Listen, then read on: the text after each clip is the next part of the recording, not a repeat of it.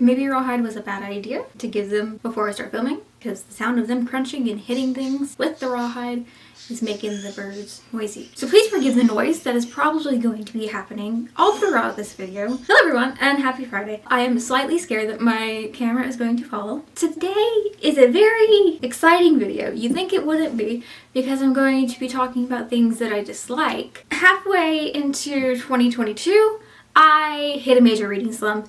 And every time I tried to pick a new book, I just kept picking up books, DNFing for a number of different reasons, and it irritated me. Every now and then I would have a good book here and there. Thankfully, the Warrior series, my favorite series as a kid, I make a series about it on my channel, you can go watch that, is now getting me out of the slump. But anyways, I have lots of books to talk about. I'm not going in depth of what these books are about. I'm just going to be talking about the things that I disliked about these books.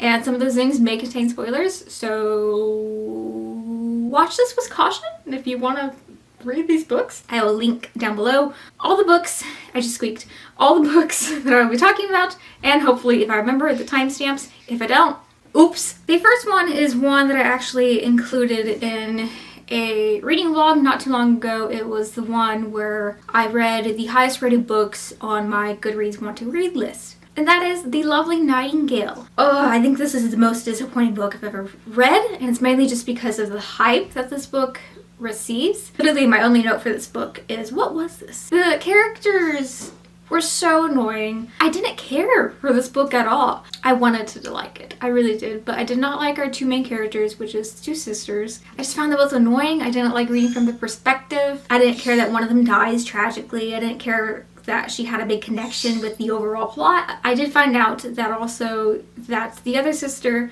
possibly ends up with the Nazi. Like I mentioned in my past video, I know people can change, but he was doing things he shouldn't have been in the book, and it was just no. I can't get behind that. I can't root for that at all whatsoever. The next one is The Holiday Trap, and this is not a romance. This is classified as a romance. That's why I started it, because I wanted a romance, and it seemed like a little Christmassy fun romance kind of thing. It's about two characters who they basically switch living in houses and stuff in different areas of the world, and for whatever reason, I forget the reasons, to be honest with you. And it just turns into this mess of way too many plot. The author just had too much going on. I don't think the author had one solid plot. I thought the plot was the romances and these characters kind of coming into their own through switching houses with each other, and like maybe even having like a friendship with each other. I thought that was going to be a big part of the story, like them creating a friendship or like learning about each other through living in each other's world, I guess you can say. And it wasn't that at all. This book is LGBTQ+, by the way. So we have a male-male romance and a female-female romance. The male-male romance is the one I preferred, but it's the one that's least shown. And that one was cute and stuff. But with that one, the author put in a mystery element into their romance. It wasn't even a romance. Maybe it later on is, but their romance turned into like a solve the mystery kind of situation. And then the other two characters, the other romance, that's not a romance at all. It's sexual tension. I'm gonna say this for like multiple books in this. Sexual tension does not equal love and or romance. I know I have never been in love with anyone. I know nothing about romantic relationships. I don't know. I feel like authors these days make it seem like because two characters are very sexually attracted to each other, that equals romance. And that does not equal romance. That's just hormones going out of whack. Anyways, their romance is basically based off sexual tension. One of them has like a tragic backstory of like why she is the way she is. And like the other one that we get the perspective from, what is going on with her? Oh, she's having like family issues. There's just too many plots for each individual character. The author, I think, got lost within all those subplots. It was just messy. The characters were also incredibly annoying, especially the two female characters. The next one is The Bride Test, which is the sequel of The Kiss Quotient, I believe. If I had the book physically in my hand when I got to one specific part, I would have thrown it across the room. I didn't, because it was in my hand, but through my cell phone, and I like to keep my cell phone intact. Okay, this book actually did start off promising, and I thought I was going to give it like a 4-star or something like that. And then it just continuously went downhill with the characters.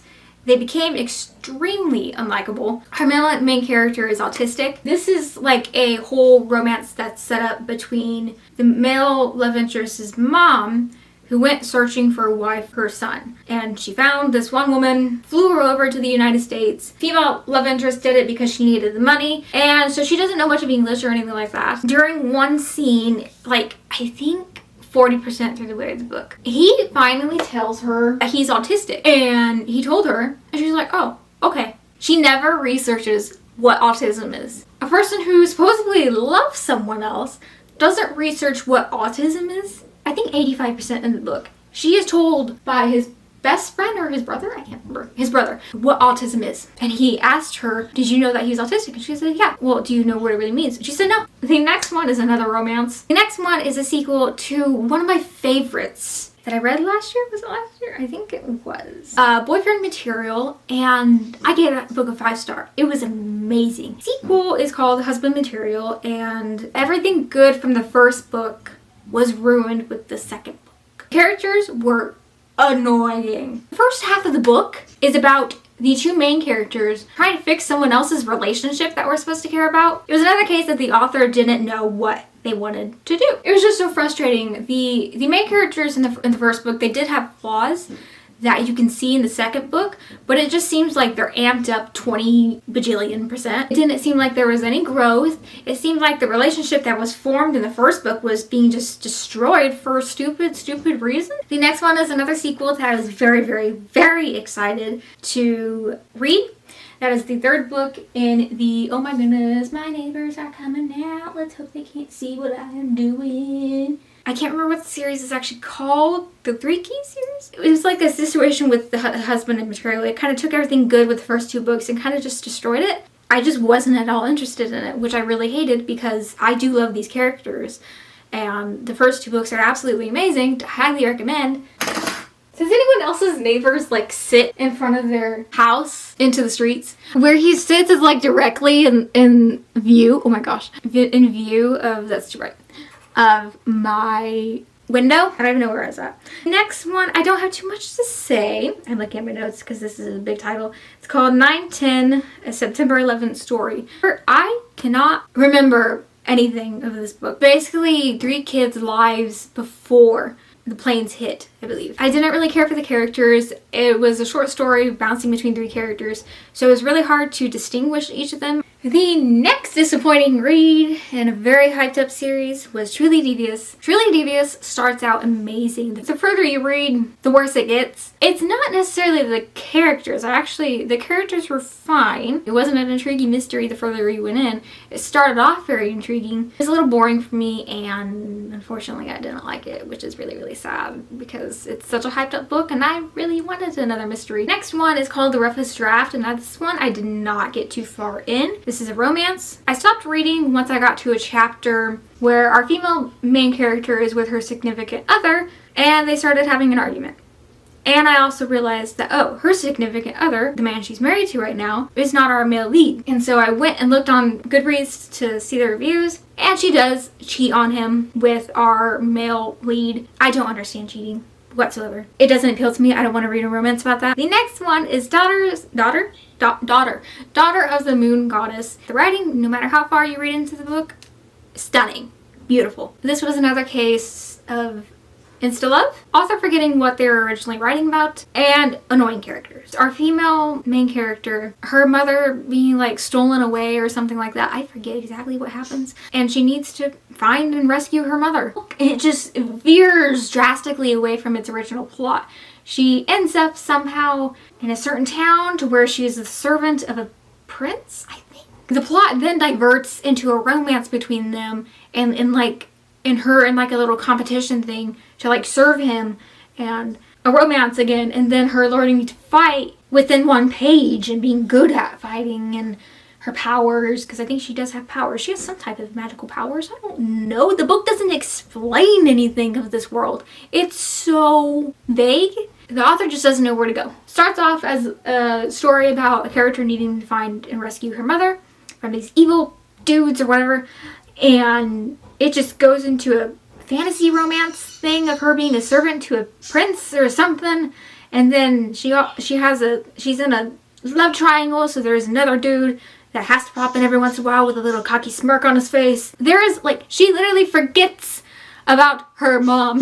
I forgot about her mom. I forgot what the story was about. Characters were also extremely annoying. Okay, so the next one's gonna be super, super quick. Lessons in Chemistry. And this one was so boring. I honestly forget what this book was about or what it was supposed to be about. It just felt like little short stories within someone's life that they were telling us. And it was really weird. The next one is Does My Body Offend You? And this one, it wasn't a bad book. I want to just put that out there right now. The reason why I didn't love this book was because of one of our main characters. I'm noticing this thing with me when I am annoyed by a character in a book, in an anime, in a TV show, in any situation, I will stop watching or reading whatever that is if I really am annoyed by a character. To quickly give you a rundown, one of our leads, I forget, her and her family lived in Puerto Rico. They went through a natural disaster, and so they pretty much lost everything, and she was getting ready for school. She had a very severe burn all over her, and so her bra was obviously causing discomfort. She went to school without a bra, and she had a baggy shirt on and everything like that, and she got called out because her nipples were visible. The shape of her nipples were visible. She got detention and she got looked down on and stuff like that because she wasn't wearing a bra. The school's being choosy and stuff, like they bring up in the story how she wasn't the only one technically breaking the school dress code. I've seen these situations happen as well in my high school. One time there was a girl wearing shorts.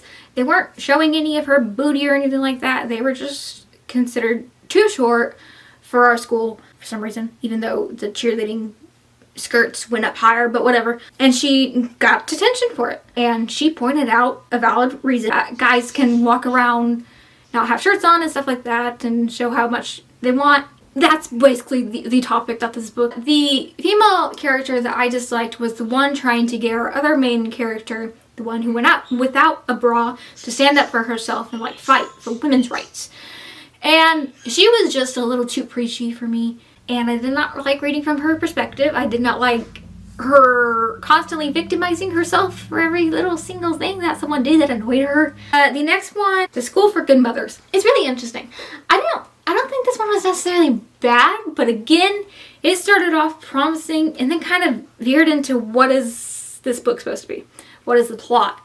Because I totally don't know what this plot was supposed to be. It is the story of a mother who neglected her daughter, I think. Felt like the situation with how I feel about allegedly. She wasn't necessarily being accused, but is she alright in the mind? And I didn't want another one of those stories. It also was becoming a little bit repetitive and I was getting a little bored. But I didn't want another allegedly situation. And that is actually it for this video. I hope you guys enjoyed because I was a little bit all over the place. We all like different things. That is what makes us all unique and different. I hope you guys enjoyed this video. I hope you guys have a lovely day and I will see you next Friday. Bye bye.